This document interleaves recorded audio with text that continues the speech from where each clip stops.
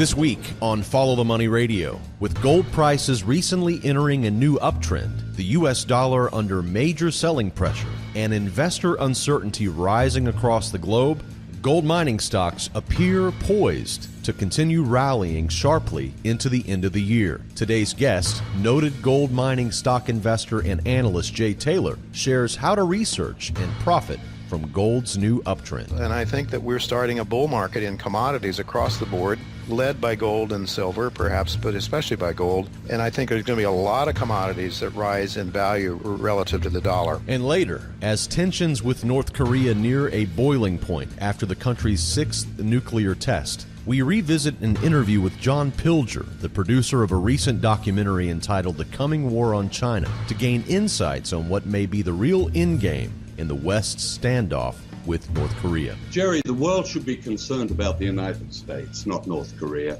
Trump appears to be beating his chest over North Korea, and if he does attack North Korea, I think people have to understand what he's really doing. He's attacking Asia. My name is Jerry Robinson. I'm a Christian economist and an investor with the heart of a teacher. So hop aboard, buckle up, because the train is departing the station.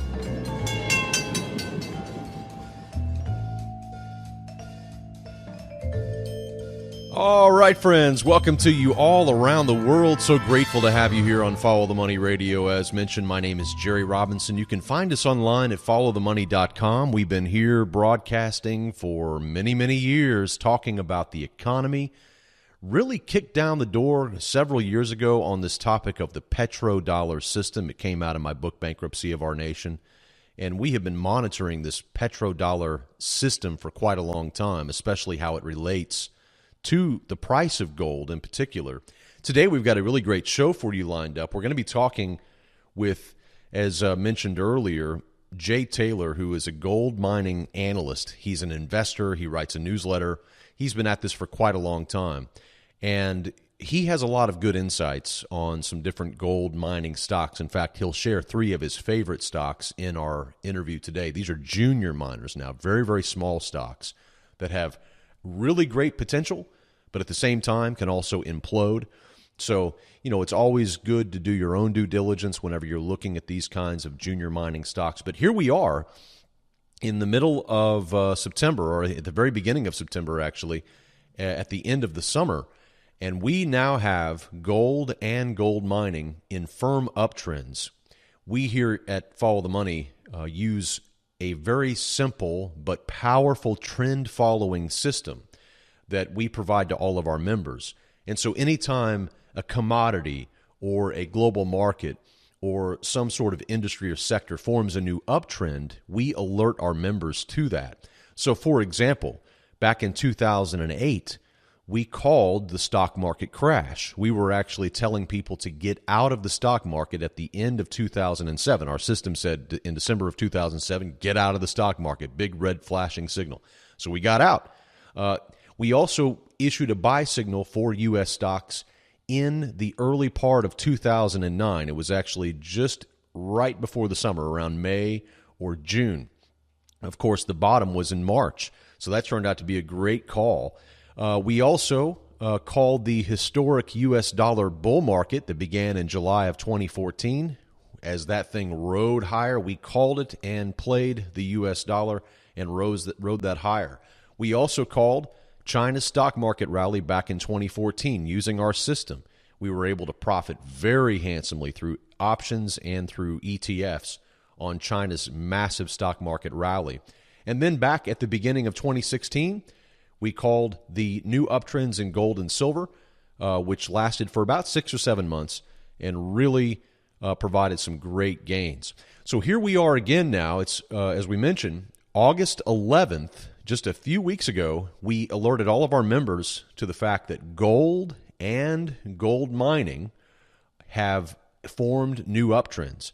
And so we are hopping aboard. In fact, we are using even leveraged ETFs. One of our leveraged ETFs, NUGT, since we got in back after the uptrend, is up about 25%. So 25% in about 3 or 4 weeks, you can't complain about those kind of returns. And we just recently had a new member who joined, and he wrote in, and I found it kind of interesting. He wrote in and he said, he had been thinking about becoming a member for a while, and he had been seeing our services and really kind of wanted to try it out. And he was amazed that we provided longer-term ideas. I guess he was under the impression that here at Follow the Money, we just focus on like day trading or short-term trading, and that he didn't have time for that. He was really pleased with the fact that we release uptrends on all of these different markets and that these uptrends last for a period of time. So you can get in, profit from those uptrends, and then we send you a downtrend alert so you know whenever that uptrend is no longer intact. And he thought that he was going to have to day trade whenever he became a member of Follow the Money, and he was so pleased that he could be a position trader. Like he could be a longer-term kind of guy. He's not really a long-term investor, this guy, but he's a position trader. And so he was very pleased with our services. And I want to tell you that we are very excited about a brand new offer that we're making to everybody for the very first time ever. We have never done this. In fact, we had to work out all the kinks over the last few weeks to make this happen. But we are now announcing a brand new 7-day free trial for those of you who have been out there, you've been checking out our service, maybe you've been thinking about trying out, but weren't sure whether you should try or not. Well, first of all, we have the best refund policy in the market, 100% guarantee that you're going to like our service. And if you don't, we give you your money back, no questions asked. But on top of that now, we also offer a free 7-day trial. So you can actually check out our trading software, get all of our great ideas for a full week, see everything that we have to offer, watch our live coaching videos. I mean, you just get access to everything. Get our latest trading ideas sent to you by email or text. You can try it out for 7 days, see what you think. And if you want to take advantage of that, it's a limited time offer. We're only going to be leaving this open for a little bit while we try this out and test it out. It's kind of like a pilot program.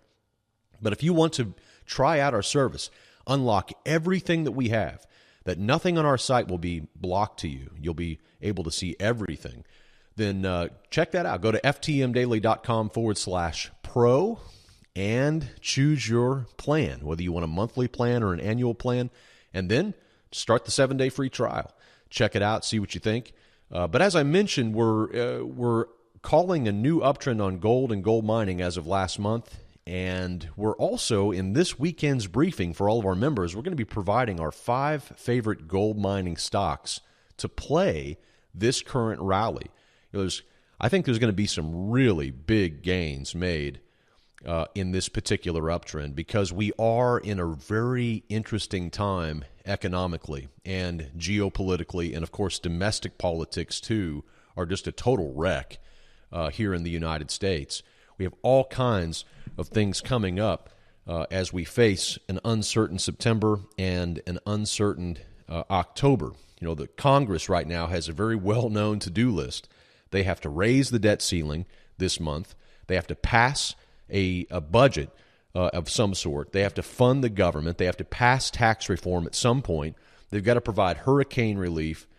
And if they want to repeal and replace Obamacare and only do it with 51 votes, they got to do it by the end of the month because the Senate's going to change the rules, and then they're going to require 60 votes. So the Congress is under massive pressure right now, and if one mess up, one wrong move, and we could end up with the markets pulling back and investors losing confidence in this rally. So we'll be watching this very, very closely. One more thing before I bring on Jay Taylor I wanted to tell you about. There's a news story that's in today's show notes, the link to it, and it's put out by the Nikkei Asian Review. And it was put out a few days ago, written by Damon Evans, and it's entitled, China Sees New World Order with Oil Benchmark Backed by Gold. Backed by gold. Now, this has been going on for some time. We've been monitoring this story for a while, but it's getting closer and closer, and the timing of this could not be more interesting as the United States continues to tighten the noose around North Korea and, of course, the South China Sea. We also now have China pushing back in a little bit of a way that we haven't seen in recent years. Listen to the very beginning of this article. I'll quote it for you. China is expected shortly to launch a crude oil futures contract priced in yuan and convertible into gold in what analysts say could be a game changer for the industry. The contract could become the most important Asia-based crude oil benchmark, given that China is the world's biggest oil importer. Crude oil is usually priced in relation to Brent or West Texas Intermediate futures, both denominated in U.S. dollars. Notice these last couple of sentences. China's move will allow exporters such as Russia and Iran to circumvent U.S. sanctions by trading in yuan. To further entice trade, China says the yuan will be fully convertible into gold on exchanges in Shanghai and Hong Kong. So this is a big deal.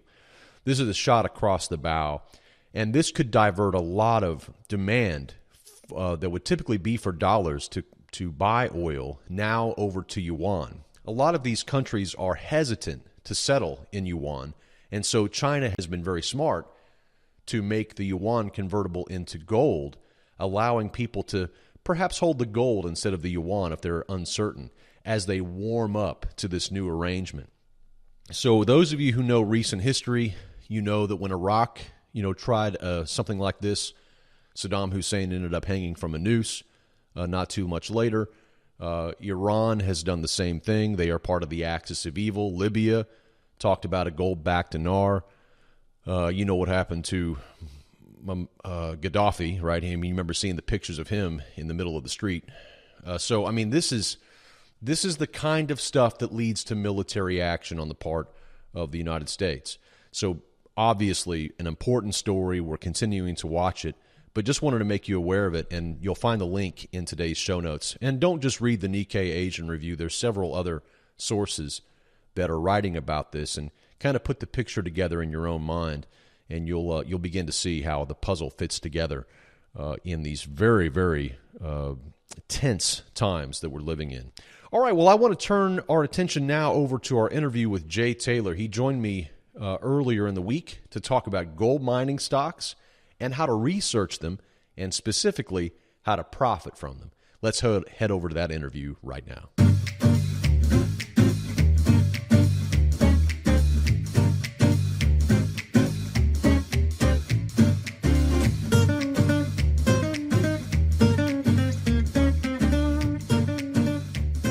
Well, joining me on the line today is Jay Taylor. Jay is the editor of Jay Taylor's Gold, Energy, and Tech Stocks newsletter, and he's the host of the web-based radio show Turning Hard Times into Good Times. Jay, we've had the pleasure to meet several times, or I guess at least one time for sure over the years, and it sure is good to have you on the program today. Thanks for joining me. Thank you. It's my pleasure. Absolutely. Well, I was just looking at your website, miningstocks.com. What a great domain that is, miningstocks.com.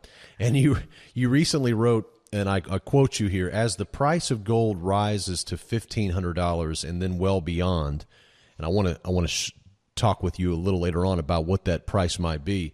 But you write, gold shares will likely be the best performers in the world, but the biggest winners will not be large household name stocks, but rather junior exploration stocks that succeed in discovering large-scale economic gold deposits. Let's begin by talking about your own research process into these small junior mining stocks, and how exactly do you go about the research process when it comes to actually looking for a stock? Of course, we tend to think of, effective management. We think of environmental costs and political risk. We think about the ability to obtain financing. You've been analyzing mining stocks for a long time. How do you go about the research process? Yeah, the junior mining companies, of course, are different, a lot different than following the household name companies, the companies that already have a lot of coverage from the mainstream brokerage firms. And it has a lot to do with understanding geology, understanding the reports that are being put out. But I mean, the most important thing, obviously, is management, their track record, their credibility, their honesty, integrity. And I think to a great extent you get a sense of that only after spending time in the industry and meeting people and learning to know of their reputations and having your own personal interactions with people. It is not uncommon in a business that is high risk, high return, which is what exploration is, to have people that can that can plant the imagination of something really, really big without having the scientific foundation for making those claims. And I think especially in bull markets, when things start to go well, it attracts money from people who aren't as experienced in the industry, from investors who aren't as experienced in the industry, who are even more susceptible to that kind of front running or game playing. And it's been known to happen in the junior sector for sure. Vancouver's had its reputation in the past. So I think one of the first things that I want to do, and that I do when I look at a junior story, because I have people coming at me all the time, trying to get me to write about them, to research them, and so forth. First of all, you only have so many hours in a day, so you have to limit the number of companies you try to follow. But the number one thing, learn to know the management, learn to know the track record. Can the management, is the management honest? Can it promote the story but do it in an ethically sound, scientifically based manner? Can the management raise money? Is it capable of raising capital and doing so efficiently? Those are some of the things that I look at, and they're very, very important. What about skin in the game? How important is it that the ownership and the management have a vested interest? Very important, and how they got those shares and so on and so forth. So yes, I like to see a management, the structure of the shares, very important for these young companies not to have too many, too many shares in light hands, people that might be looking to flip them out for a quick profit. Better to have some people that really understand the mining industry, the exploration industry, and heavy hitters, large players that might own 50% or 60%, a large portion of the shares, so that there isn't a large float. And that makes it possible then to raise money more efficiently too. But you need a base of shareholders who very much understand the process and who have a lot of skin in the game. And I really do like to see management and the board of directors have a good shareholding in the company, because obviously then their interests are aligned with those of the shareholders. Oh, sure. Yeah, that is so important. Now, what about how you became attracted to the gold mining industry? It's interesting because now you write a newsletter on it. You're an authority on this area. You've been writing about it for a long time. How did you get into the junior mining stocks in particular? What drew you to that? Well, in particular, I think it was the idea that it's an exciting game. There's more profits that can be made among the juniors in terms of the upside potential. Certainly there's more risk. That's why the upside potential is there. But that's what really led me down the road to learn about geology, to take a number of geology courses, so that when I'd go out and meet with management and walk over the outcrops of these projects that are being explored, I would have a better understanding of what they're talking about. Because frankly, geology, it's a science. It's complicated. How God put the minerals in the earth. It's a very complicated story to understand and to sort of be able to perceive why something may or may not be economic. And so, it's really exciting. I just found it very interesting, and I found it almost spiritual in a way, because the notion that these, of how things are put down, that I could be walking over rocks that are billions of years of age. These are things that we're just, we tend to want to limit God in many ways, but I felt that in a way that the study of geology and the magnificence of the earth was something that was, was beyond just making money in this business. It really became a fascinating study for me. So, but I think understanding the geology as best you can, understanding the professionals who are talking about it, is also a very important aspect. Now, let's shift gears here for a moment. What do you make of the historic slide in the U.S. dollar's value that we've seen so far this year since Trump came into office? Do you expect this to continue? What's behind it? What are your thoughts? Probably you have a better answer for that than I do, Jerry, because you're a technical analyst, and so timing is everything, right? But no, I think from a fundamental long-term point of view, the dollar is doomed. And I'm sorry to say that, because I'm an American and I use the dollar. But frankly, I think that we, going back to 1971 and even earlier, when we went off the gold standard, we basically allowed for the debasement of the currency and a false sense of you can have what you want when you want it without working for it mentality that is leading America down the road to a road towards destruction, unfortunately. And, for whatever reasons, I think this is human nature, our sinful nature as human beings. We want to believe lies that are not true. One thing I will say, though, about the dollar right now, what we're looking at are some other countries, and I think geopolitics comes into this discussion in big time right now, because Nixon took us off the gold standard in 71 because he wanted to empower the military-industrial complex. He wanted to empower the United States to engage in war. It was Vietnam. It was socialism, to ramp up socialism in America as well for President Johnson's programs. And so if we stayed on the gold standard, we would have had an honest currency with integrity. But that would have limited our ability to become an empire, to expand our empire around the world. Now, not surprisingly, China, Russia, some other countries aren't very pleased about this. And so I think they are standing very firm now. We know it's just this week that, or I think it's this week or next week, that in Shanghai they're going to start pricing oil, the purchase of oil. China will pay for oil not in dollars, but in yuan, backed by gold. And the Chinese have been increasing their gold holdings enormously, far more than what they let on. Russia, the same thing. And they're willing to use this, they want to get rid of the dollar. They want to do their own thing, to trade with, and I think it's not that the Chinese and the Russians are such wonderful people and we're so evil and sinful and they're so good, but I think what they recognize is the vulnerability of the dollar. And they also recognize how a dishonest dollar has been used to spread the empire and to threaten their own borders. And so what I think we're seeing, potentially this could be the start of a very steep decline in the dollar. And I think at the same time, we're starting to see some evidence of all that money printing that went into the system after 2008, 2009, starting to build up in some inflationary forces. Let's say inflationary forces that the government considers to be inflation, not just inflation in the stock market or the bond market, but actually leaking out now into the real economy for some reasons that Alistair McLeod has recently talked about on my own show. There's an interest in the banks now to start lending money, and I think the forces are starting to look very strong for a debasement of the currency in terms of the dollar's purchasing power now. And so I think that the technical analysts that I follow, I don't know what your sources are saying now or what your work is showing, Jerry, but I believe that the dollar is in for perhaps maybe 88 on the index next, and I've taken a short position personally through an ETF because I'm convinced that the dollar is going to be weak for quite a while ahead of us.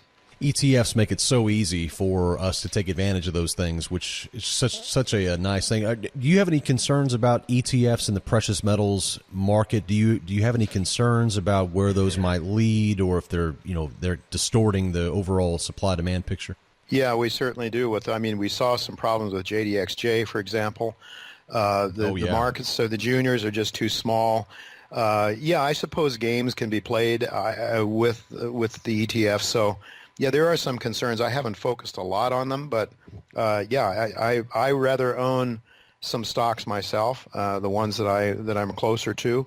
And, there certainly are some exciting opportunities right now in what I think we're in a bull market for gold, which is, of course, wind at the back for these juniors. You don't want to own them if we're in a bear market. If you're in a bear market, and I think the main thing is to figure out whether you're in a bear market or a bull market, and then that should really be the first question you ask before you own the juniors, because when we're in a bear market, as we just saw over the last several years up through early 2016, when you're in a bear market, these juniors can't raise capital, which is essential for them to remain in business when they're looking for gold or silver, whatever it is in the ground, because they don't have any cash flow, most of them, the juniors that get started, and the exploration companies that I follow for the most part, are dependent on their ability to raise capital efficiently. You mentioned the bull market in gold, and we fully agree. In fact, we put out an alert to all of our members on the 11th of August for gold and gold mining really breaking out. So we totally see that this thing could be on the verge. We probably have similar ideas, too, on where the price of gold goes in the long term. I'm curious, where do you see, you've been doing this a long time, where do you see the price of gold eventually going? Well, Jerry, I think that's really a hard very hard question to answer, because really what you have to ask is, how low will the dollar go? How worthless will the dollar become in the minds of people? How much will the dollar buy? But it's a psychological thing to a great extent. If people lose confidence in the dollar, they trash it, they buy stuff, and the dollar goes down, its purchasing power goes down. Gold retains its value. It buys the same amount of goods and services as it bought 1,000 years ago, essentially. I mean, there have been people who have tracked this. So I think rather than asking, how high will gold go, is how low will the dollar go? How low will other fiat currencies go? And so, it's almost unlimited on the upside if you measure it in terms of a yardstick that has no integrity. If you measure gold or anything else in terms of the dollar, well, how high will they go? It's hard to say, because the dollar can become worthless, and then the price of everything can become infinitely expensive, as happened in hyperinflationary Germany. I'm not saying we're going to see that kind of thing. God help us if we do. But I think that you have to realize that gold could go to infinite levels. It certainly has not risen to the levels it should have risen, given the amount of money that's pumped into the system. Most of that has remained in the banking system and has not been lent out. It has gone into the stock markets and into the debt markets for sure. We have a huge bubble, I think, in the financial assets, and that's why I think there's going to be some money flowing out, a lot of money flowing out of those bubbles into real stuff, led by gold. And I think that we're starting a bull market in commodities across the board, led by gold and silver, perhaps, but especially by gold. And I think there's going to be a lot of commodities that rise in value relative to the dollar. In our final moments, why don't you share with us a little bit some of your favorite mining stocks right now? I'm sure you have a few that are at the top of your mind. Yeah, absolutely. Well, the first and foremost is a company called Novo Resources. And this is a story that is really amazing. The stock has risen very dramatically since about mid-July. It's 4 or 5 times the price then.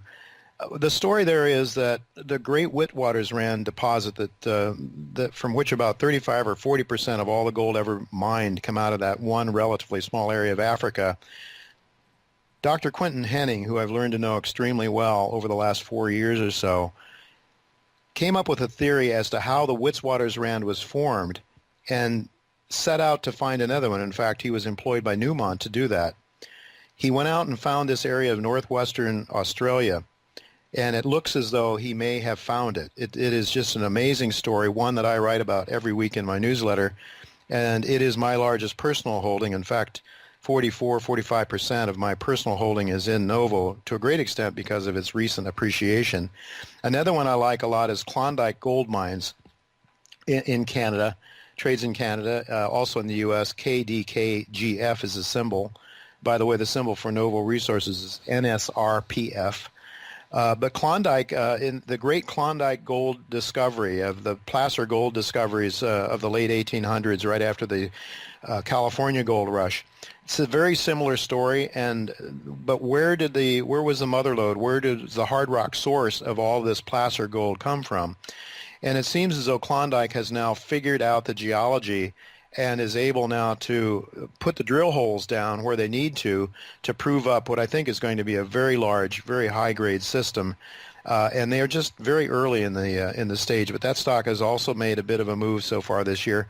And then a third favorite of mine is a company called Auryn Resources, AURYN, trades in the New York Stock Exchange under AUG as a symbol. And Auryn has about 4 or 5 different projects that I think all of which have world-class potential. It's early on in some of these projects, but the management has a tremendous track record. Past successes, they bring all of the ingredients, the technical skills, the financial skills, everything together. They have some projects in Peru, and they have one in Nunavut in Canada and another one in British Columbia. But that is my third favorite, and really a wonderful story as well. But there are many others I can tell you about if there were time. But those are three my personal favorites, 3 that I have the larger holdings in my own personal portfolio. Fantastic. Well, I sure do appreciate your time today. You've been listening to Jay Taylor. Again, he's the editor of Jay Taylor's Gold, Energy, and Tech Stocks newsletter, and he also hosts the web-based radio show Turning Hard Times into Good Times. Jay, in our final moments, would you let our folks know how they can find you online? Yeah, miningstocks.com. You can sign up for my newsletter there, or J Taylor Media, Jaytaylor Media. Go there and you can access my radio show as well as a lot of other articles that I write and other people write. Fantastic. Thank you so much for your time. You're welcome, Jerry. Thanks for having me.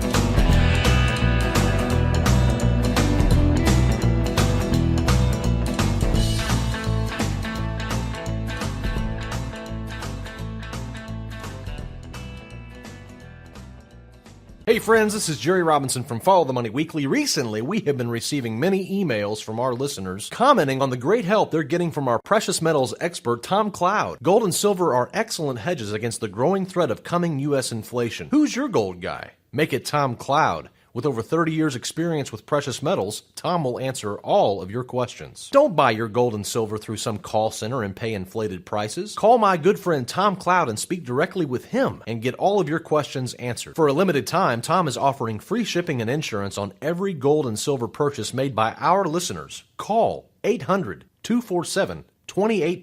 And when you do, tell him that Jerry Robinson from Follow the Money Weekly sent you, and he'll throw in that free shipping and insurance on your entire order. Call your gold guy, Tom Cloud, right now for the very best deals on gold and silver coins. 800-247-2812. That is 800-247-2812.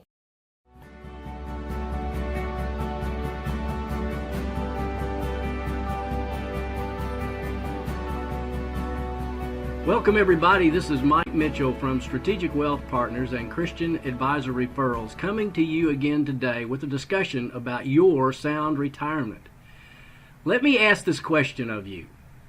If you knew you had a $600,000 asset available to you, in the management of that asset, would you make decisions lightly? I would think not. According to a 2012 Urban Institute study, the average couple turning 65 today will receive over $600,000 from the Social Security Administration during their retirement years. That's a large asset. So understanding Social Security is a very vital question you should put in your discussions about your retirement. The question that I get most frequently when it comes to Social Security is, Mike, will Social Security be there when I need it the most? My answer to that question is, yes, I do believe it will. Why do I believe that? Because in August the 14th, 1935, Social Security was made a reality in this country. Many people have come to expect it, to depend on it, to lean on it very heavily. To that end, you should understand how to utilize Social Security properly. I do know that there are many legislative efforts currently in our nation's capital to make sure Social Security is funded well into the future. Another question that you should understand is, how do I claim my Social Security benefits? When should I claim them? Should I start early? Should I start late? How does my wife's Social Security benefit, if she has one, become involved? I will tell you that as a couple, there are over 574 different claiming strategies that you could utilize. To that end, I would say understanding Social Security and understanding how and when to claim your Social Security benefits is a vital issue for you to know when it comes to your sound retirement. So I would like to invite you to call us at our toll-free number, and please make a note of this new toll-free number for your use, and that number is 888-508-2227. And let us here at Strategic Wealth Partners help you and your loved ones make the proper decisions for your sound retirement. This is Mike Mitchell saying God bless and goodbye until next time. The world is being primed to regard China as a new enemy.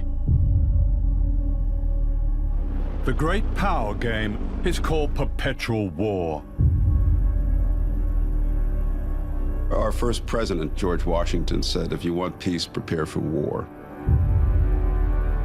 Where are we going to stop this process before it starts a war? The aim of this film is to break a silence, and nuclear war is no longer unthinkable.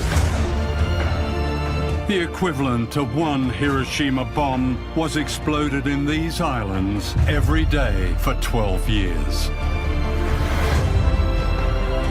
They're not trying to run the world. They want to keep America from dominating.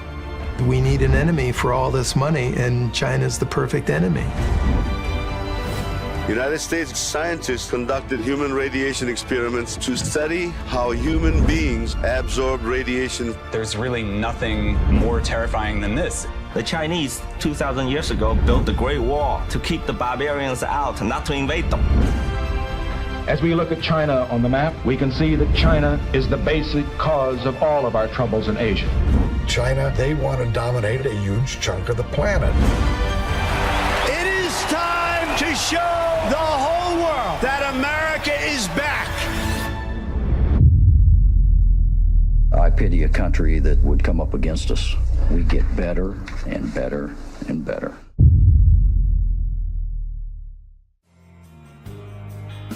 All right, well, joining us on the line today is an award-winning journalist and documentary filmmaker with more than 50 titles to his credit. In fact, maybe 60 now with this latest film. His name is John Pilger. His latest film is entitled The Coming War on China. John, thank you so much for joining us on Follow the Money Radio. You're very welcome.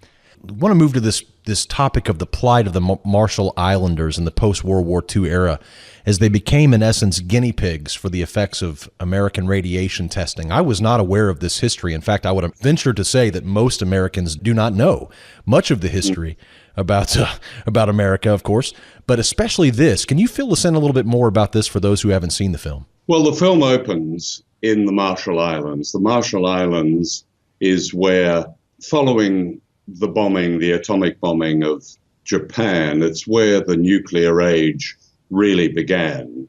Between 1946 and 1958, the United States exploded the equivalent of one Hiroshima bomb in the Marshall Islands.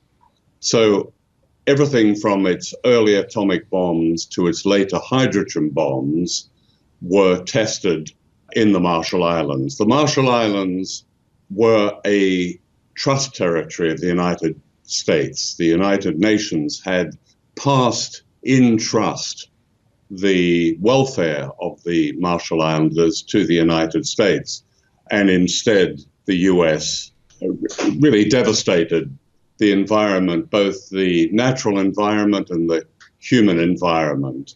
Most, I think, of your readers will have heard of Bikini, perhaps mainly because it's named after the bikini swimsuit, but the bikini swimsuit was actually named after the explosions that devastated that island of Bikini in the Marshall Islands. So it's there that the whole nuclear menace really got underway. And right in the middle of the Marshall Islands, the biggest island, Kwajalein, is the Ronald Reagan missile test site. And that was set up in the 1960s with China as, in effect, its target. And that it's one of the US's most secretive bases.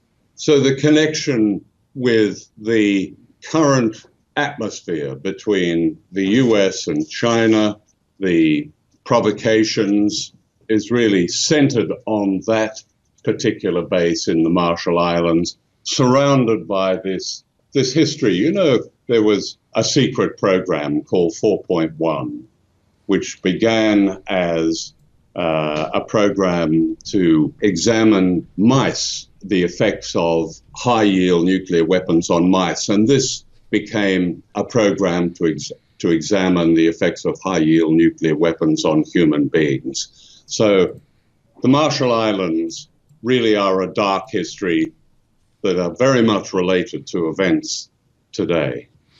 Yeah, and a history again that many Americans are probably not aware of, but they'll learn as they watch the film. It provides a really striking background and a backdrop to the facts that you lay out. And I want to get to some of those facts now. That one of the things that I found very staggering from the film was the pivot to Asia that took place back in 2011, that began in 2011 underneath then President Obama.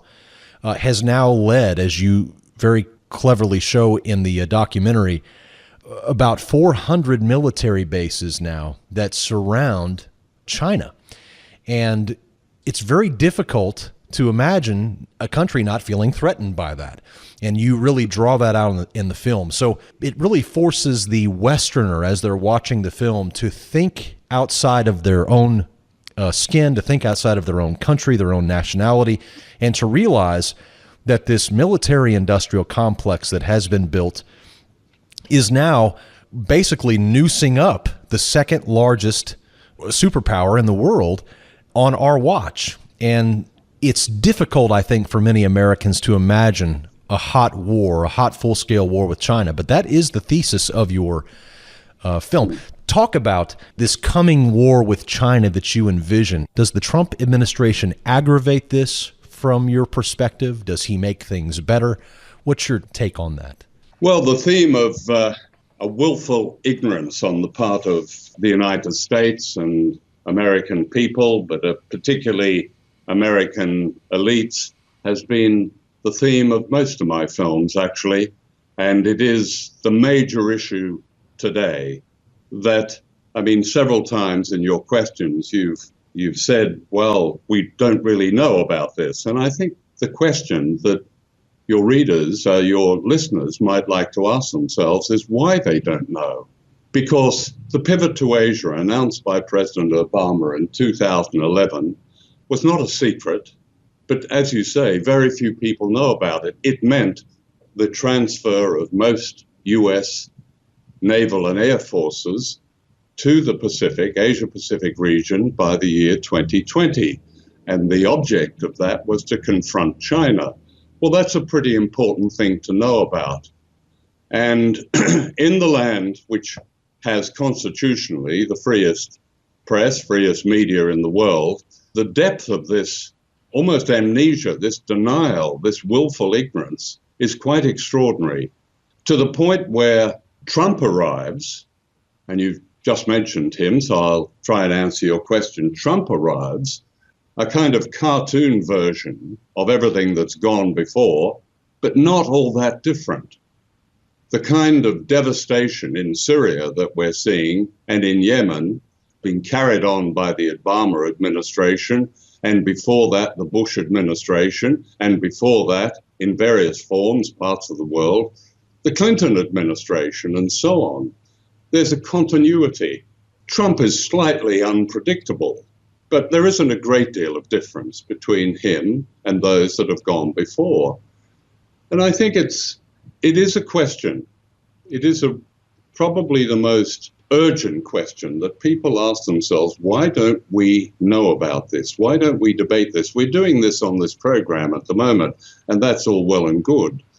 But as you rightly said, ask people about the Marshall Islands, a place absolutely devastated by the U.S., and they won't know. Ask them about bikini, they'll say the swimsuit. That's the question, why? As we look at North Korea, and that, especially as you look at North Korea, do you see that as the epicenter of this coming conflict with China? I know the South China Sea, we could talk about that as well, but North Korea seems to be a proxy, or at least they appear to be a proxy for China, a good bargaining chip for China as they attempt to maneuver and deal with the United States. North Korea, how concerned should the West be about North Korea? Is it a red herring? Is it a real problem? How do you look at it? Jerry, the world should be concerned about the United States, not North Korea. Understanding the history of that part of the world, you would understand the utter devastation of Korea in the so-called Korean War in the 1950s. The whole issue of North Korea and this strange but rather predictable regime in North Korea, the whole issue can be explained by the need for a peace treaty for a war that ended in 1953. And the United States refuses to sit down and negotiate a peace treaty with North Korea. Instead, we have a barrage of caricatures of this regime, many of them absolutely correct. It's a very strange regime. and not a particularly pleasant one. But to end this danger, it means negotiating with North Korea. North Korea keeps popping up its missiles to say, well, look at us. We're still here and we still want a peace treaty. They've made it very clear. So, but if you had a peace treaty, of course, there'd be no reason to have 50,000 US soldiers in Korea. That's the reason for the present problems in North Korea. North Korea isn't a proxy at all, a proxy for China. In fact, China has tried to persuade the North Korean regime to tone down its provocations, and sometimes successfully, often unsuccessfully. But Trump appears to be beating his chest over North Korea, and if he does attack North Korea, I think people have to understand what he's really doing. He's attacking Asia, because everything is close together there, Japan, China, to attack the peninsula of Korea, and North Korea, whose capital, Pyongyang, is a few hours' drive from the capital of South Korea, Seoul. There would be devastation. That's probably the most dangerous situation at the moment, and in my view, can only be deterred by people speaking about what the issues really are on the Korean peninsula. It's been going on too long. There could be stability there. There may not be the regime that people want, but there won't be the prospect of war and nuclear war, and that's what we've got at the moment.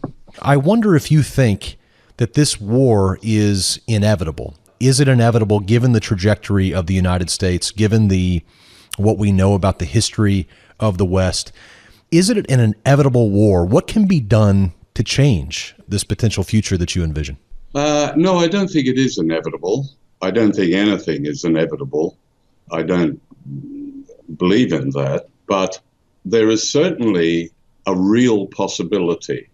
And, you know, what could happen and what often happens with the beginning of major wars is they begin by mistake or by accident.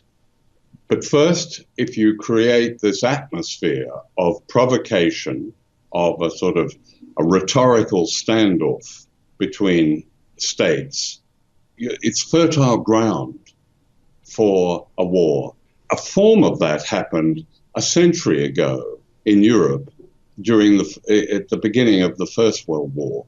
That's the real risk here. I like to believe that even the most deranged general in the Pentagon doesn't want to blow us all up with nuclear weapons. I may be wrong, I don't know, but I don't think so. I don't think the United States wants a nuclear war, because the United States, as I think I've illustrated very clearly in my film, would itself be devastated in a nuclear exchange with a power like China. But it's this provocation, it's this risk-taking, this shouting. You know, what has happened in the last 20, 25 years is that what used to be called diplomacy has almost been extinguished. That great powers, especially the United States, speaks in terms of the saber.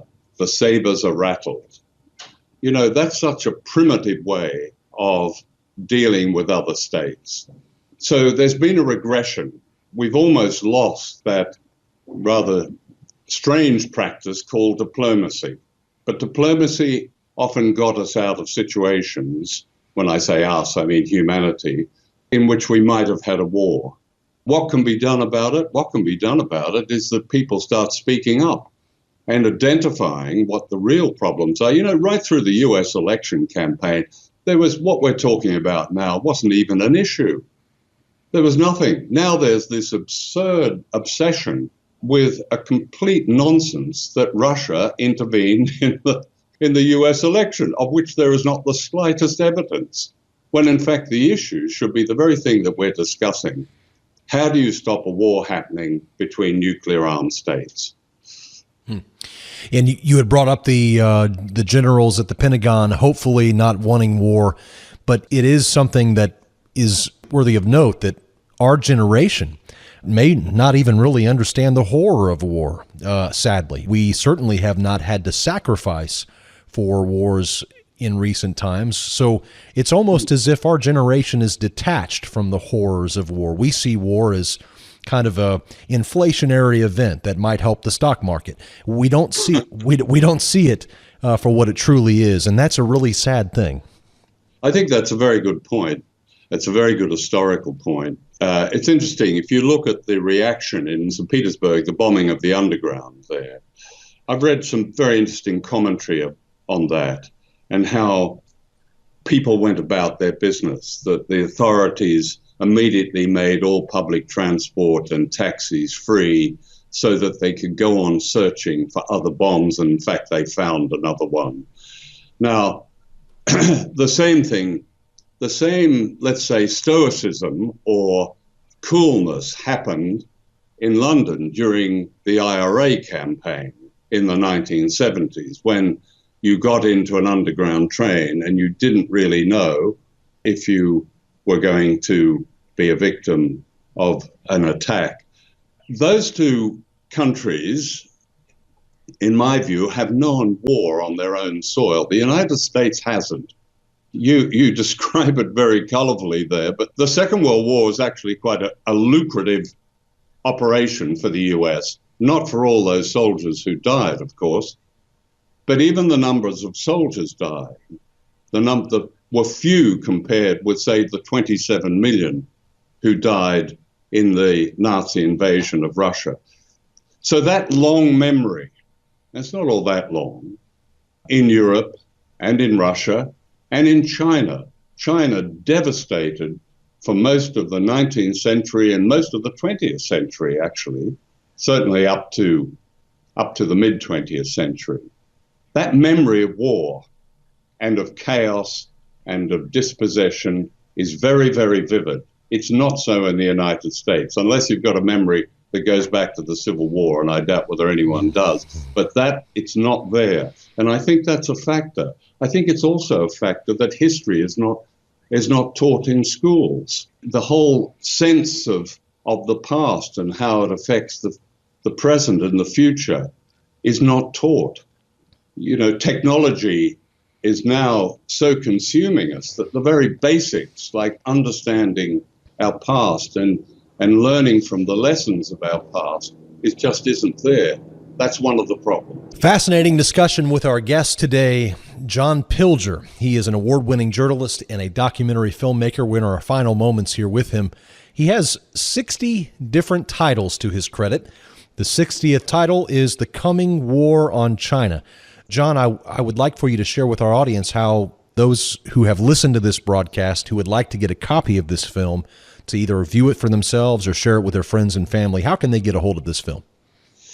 Well, the U.S. distributor is Bullfrog Films, Bullfrog, Bullfrog Films. It's in Pennsylvania. And there is an email address, john@bullfrogfilms.com.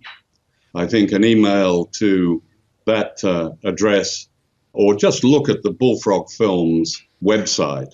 They're the distributor of The Coming War on China. They do a very good job, and I do hope your listeners are able to draw something from this work because it affects them. We certainly encourage them to check it out. I saw the film, and I certainly vouch for the for the research you put into it. I know you've been doing this for a long time. You've been speaking out about these kinds of topics for a long time, and this is a particularly compelling film, I think, for this hour. Thank you so much for joining us, John. I really appreciate your time today. Thank you very much, Jerry.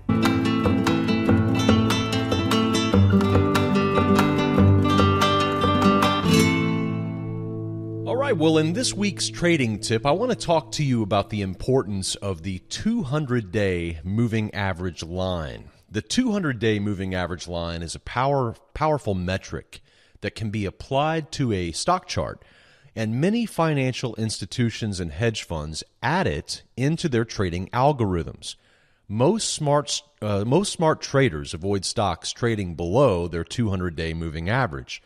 But that caution is even more pronounced if the stock is trading below a declining 200-day moving average. Now, there are only a handful of situations where I would personally consider trading a stock that sits below a declining 200-day moving average line. A couple of these situations include, one, if I'm seeking to sell a stock short. So if I think the stock is going to fall in price, then I'm happy to see a stock trading below a declining 200-day moving average. Secondly, if the stock chart has formed a clear bottoming pattern and appears to be rising on strength, then I might consider a stock trading below a declining 200-day moving average line. It's tempting to trade stocks that are at or near their all-time lows, but most bottom feeders rarely get lucky. In fact, trying to successfully buy stocks locked in a brutal downtrend is a lot like trying to catch a falling knife. Somebody usually gets hurt. Many traders have seen their trading capital get wiped out by chasing downtrending stocks further down in price. So for that reason, I prefer to trade stocks in clear uptrends, trading above a rising 200-day moving average line.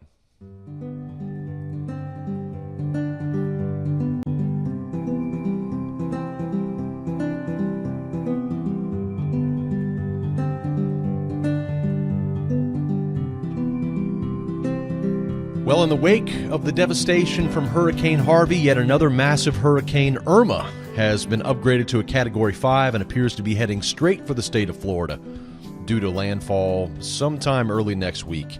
Our prayers and thoughts are with those in harm's way. Be safe and use wisdom. Well, friends, that brings us to the end of our program. Thank you so much for choosing to allow me into your life each and every week, right here on this broadcast. Remember, when you want the truth, just follow the money. Until next time, God bless.